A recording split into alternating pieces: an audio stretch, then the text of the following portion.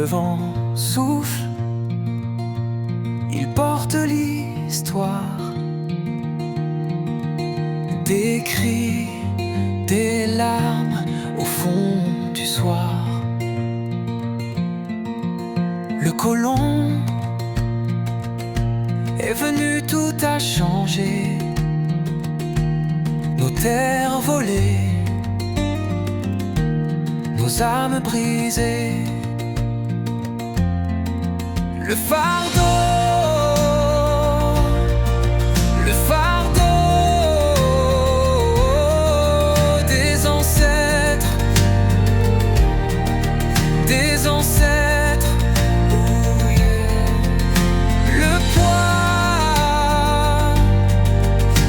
Le poids dans nos cœurs, jamais oublié, jamais effacé.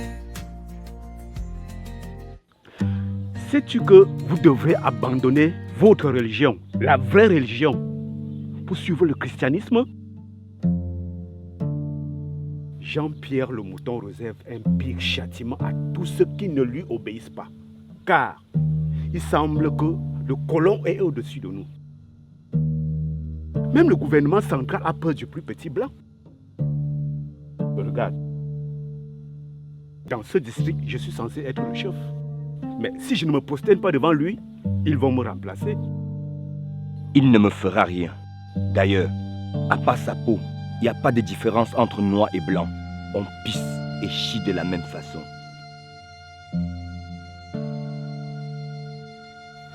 Sois prudent, Diab Makon. Surtout ne subis pas le même sort que ton feu père. Après un long périple, j'ai reçu l'onction du colon Jean-Pierre le Mouton. Fier, la tête haute, je suis rentré dans mon village, Canson. Ma mère m'attendait, son regard brillait de joie.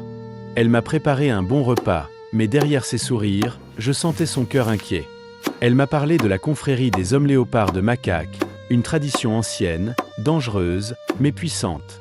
Elle voulait que je m'y initie, pour protéger notre peuple, comme mon père n'avait pas pu le faire avant d'être assassiné par les colons. Malgré ses craintes, elle a préféré mon pouvoir à son propre repos. Félicitations mon fils. Tu es maintenant un grand chef. Merci, mais pas seulement un grand chef, mais un grand roi. Tu dois faire asseoir ton autorité et te protéger contre ce Jean-Pierre le Mouton. Nous pouvons nous-mêmes constituer une armée qui protégera notre village. Ton armée ne peut être puissante comme celle des colons. Va prendre le pouvoir des léopards. Le colon ne peut pas le maîtriser. Va te faire initier chez Mevougou.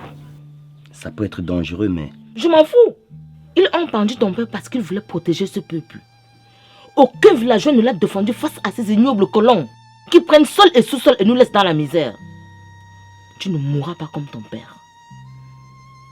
Même si c'est au péril de ma vie. Protège-toi, mon garçon. Je suis allé chez Mevungu, le grand sorcier. En échange d'un coq blanc, symbole d'un sacrifice humain, j'ai reçu le pouvoir du léopard. Un pouvoir sacré, lié à la loyauté, la justice, la bonté, l'amour, la parole donnée et le respect des ancêtres. Un pouvoir qui protège, mais détruit ceux qui trahissent ses principes.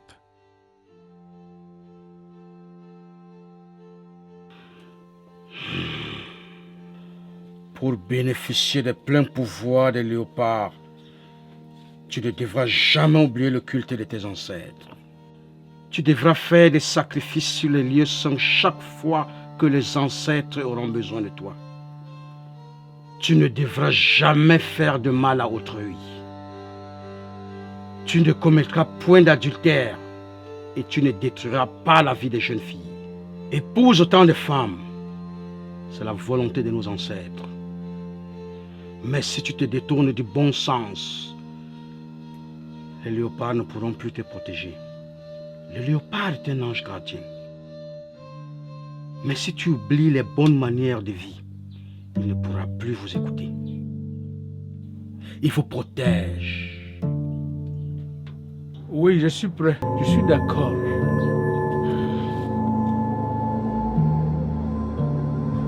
cette décoction qui bout au feu, moi aussi je veux manger.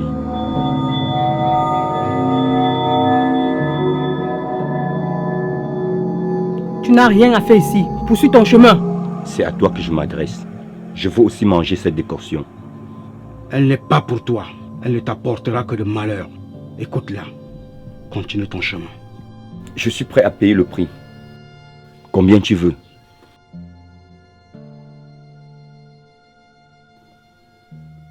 Un coq blanc, c'est le prix à payer.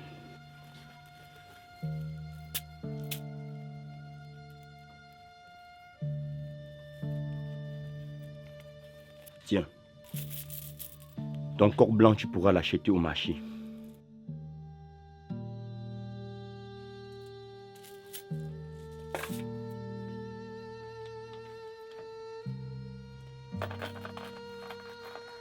Assieds-toi.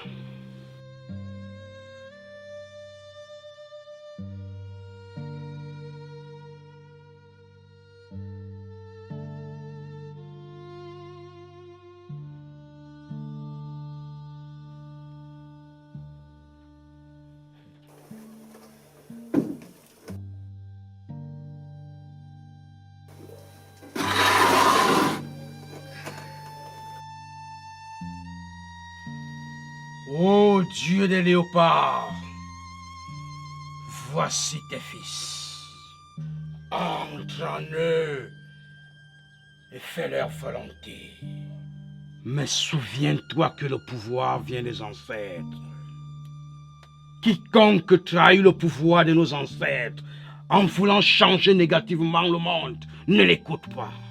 Tu es la lumière protectrice qui brille sur notre peuple.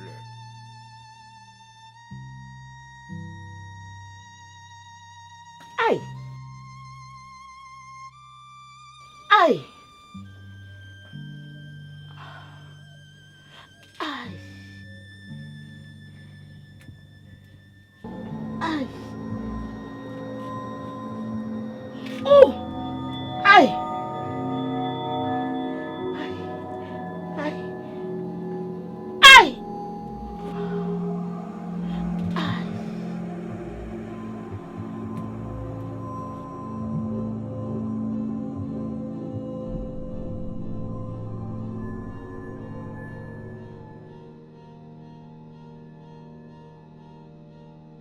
Maintenant, vous êtes des hommes léopards.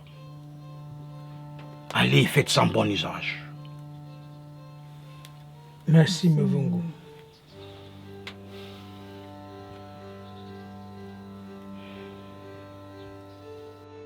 Quand je suis rentré, j'ai trouvé le corps sans vie de ma mère.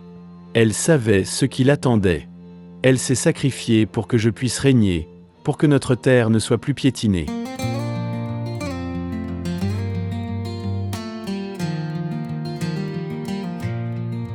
Le vent souffle, il porte l'histoire,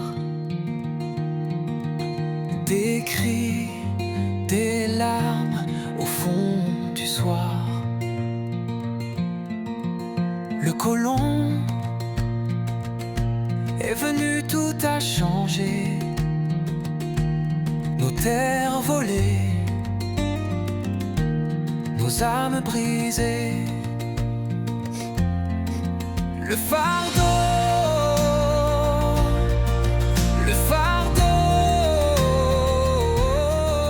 des ancêtres. Après l'avoir enterré discrètement, j'ai parcouru le village avec mes hommes. J'ai parlé à mon peuple. Travail, entraide, désobéissance aux colons, voilà notre nouvelle voie. Population de Kanson, il est temps de faire de notre village l'un des plus développés du canton. Tout le monde doit se mettre au travail. Nous devons augmenter la quantité de notre production pour avoir plus de récoltes et les vendre aux villages voisins. Nous allons créer notre marché à nous. Que tous ceux qui ont plus d'hectares de terre prêtent la moitié à ceux qui n'en ont pas. Cela fera en sorte que tout le monde travaille. Il y aura plus de récoltes et fini la faim. Je ferai le tour du village chaque jour pour chercher les paresseux et les punir. Il est temps de se faire une place sur le marché local. On ne peut plus nous imposer la culture du café et du cacao, pourtant nous avons faim. Faites des cultures vivrières et non de rente. Mais Jean-Pierre le mouton avait faim.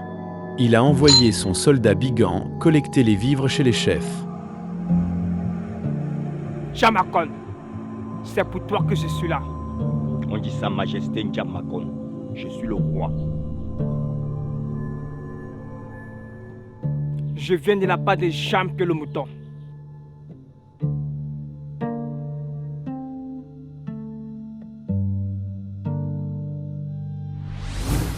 J'ai dit non.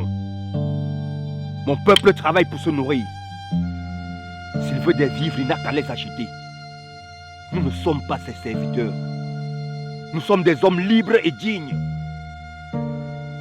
Avant lui, c'était l'Afrique. Et après lui, ce sera l'Afrique. Nous devons mettre fin à cette soumission. Vas-y, passe-lui le message. Tous ont obéi, sauf moi. J'ai refusé. Mes vivres servent mon peuple, pas l'oppresseur.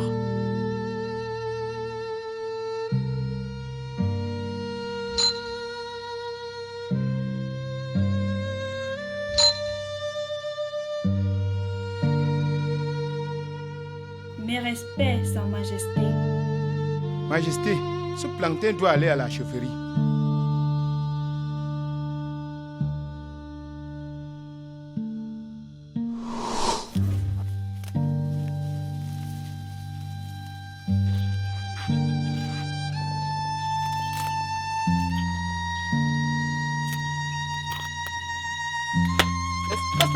Voleur! Déposez-moi ça! Vous avez quel pain engendré pour cultiver ce champ? Mon frère, je mourrais de soif. Mon ami, il y a une rivière à quelques kilomètres d'ici. Allez-vous-en! Voleur! Un roi se doit d'être juste et loyal. Pas d'abus dans mon royaume.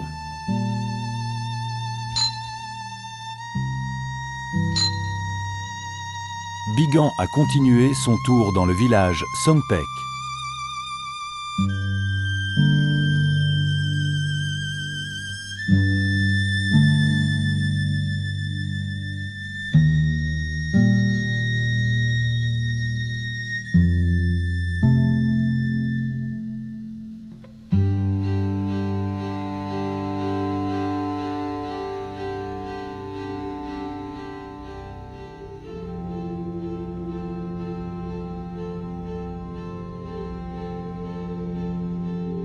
Quand je vois ce jeune homme entrer dans ce village, je sens que Jean-Pierre le mouton a faim.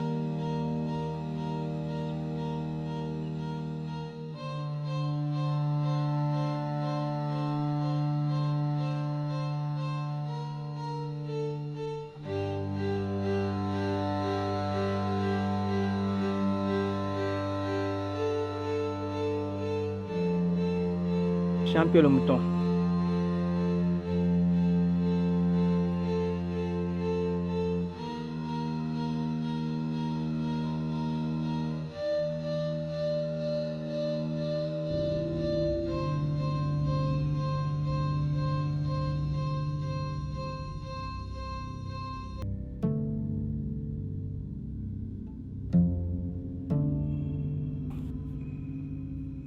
Transmets mes salutations à son honneur Jean-Pierre le mouton et dis-lui que nous allons lui apporter ses vivres le plus tôt possible. Kuna! Kuna! Majesté! Donne un coq à Bigan. On ne sort pas de la chefferie les mains vides.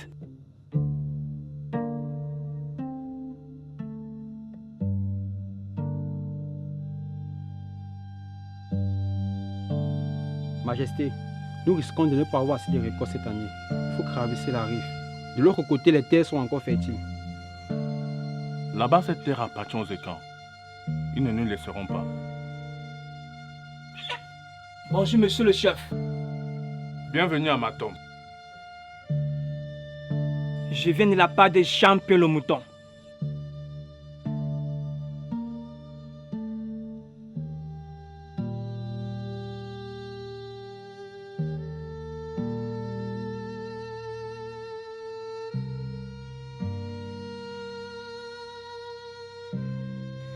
Majesté, Jean-Pierre le Mouton a besoin des vivres. Nous ferons tout le nécessaire pour les acheminer le plus tôt possible. Majesté, les récoltes ne sont pas fructueuses cette saison. Comment allons-nous faire? On va se débrouiller. Il vaut mieux ne pas avoir affaire à Jean-Pierre le Mouton. Au revoir, jeune homme.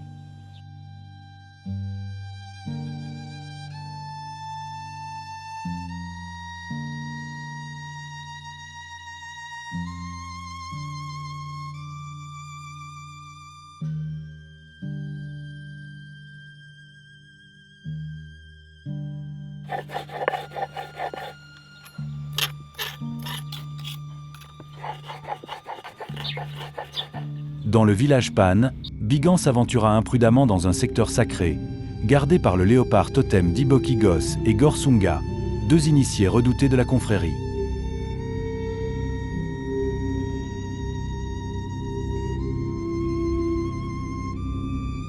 À 2 griffes de la mort, il fut miraculeusement épargné par Ibok dans un ultime geste de clémence. Il l'a vu non comme un ennemi, mais comme une âme perdue au service du mal. Je sais. Je l'ai déjà vu. C'est Bigan, le soldat de Jean-Pierre le Mouton.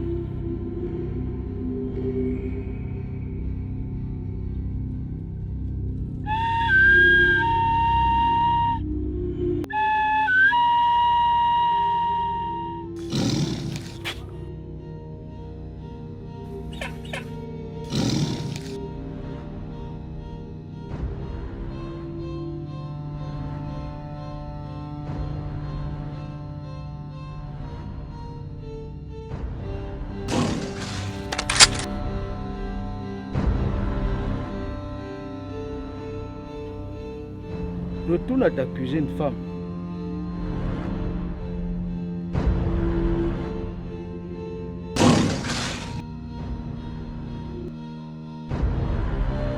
Laissez-le venir. C'est un fils de notre tribu. Il a été aliéné par le colon. C'est ainsi que se termine ce chapitre. Mais ce n'est que le début. Le fardeau des ancêtres est lourd. Mais moi, Njap Makon, je le porterai jusqu'à la victoire. Des ancêtres, des ancêtres.